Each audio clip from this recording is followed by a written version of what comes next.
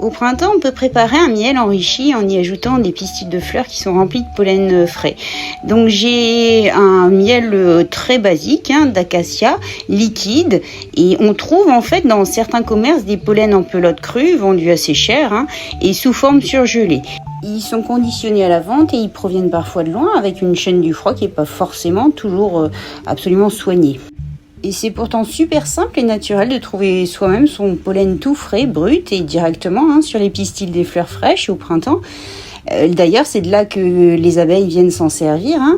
Et donc on cueille simplement les fleurs de pissenlit toutes fraîches et on prend les pétales avec le pistil et on se procure ainsi un pollen très très biodisponible et tout frais. Ensuite, je complète simplement avec des chatons de saule qui, pareil, vous le verrez à la surface si vous en voyez, c'est tout jaune. Il s'agit en fait bêtement des grains de pollen.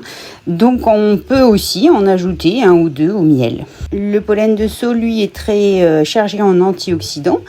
Et il est aussi très recommandé pour la santé des yeux, de la vue, en plus d'être bien sûr immunisant. Alors, j'ai encore un reste de pollen de saule, justement, surgelé en pelote. Donc, bien sûr, je le prends parce que je l'ai, mais ce sera quelque chose que je n'achèterai plus forcément. Alors, bien sûr, le miel, par son fort pouvoir conservateur et antiseptique, naturel, va pouvoir justement très très bien conditionner tous ces pollens frais.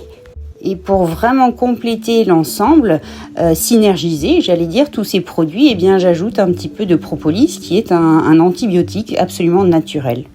Voilà, donc ce nouveau miel, plein de bons nutriments, de vitamines, encore une fois à des matières absolument fraîches, donc biodisponibles, peut servir en tant que petit alicament, chaque matin, en prendre une petite cuillère suffira largement. Voilà, il n'est nullement nécessaire de conserver le miel forcément au frigidaire, vous pouvez le laisser à température ambiante. Et puis donc, ma vidéo se termine ici, j'espère que ça pourra en inspirer certains. Je rappelle que si vous souhaitez m'aider à faire un livre, à écrire mon propre livre de recettes végétales à partir de fleurs, j'ai un compte Tipeee sur lequel vous pouvez effectuer des petits dons. Voilà, je vous remercie d'avance, je vous souhaite à tous une belle journée.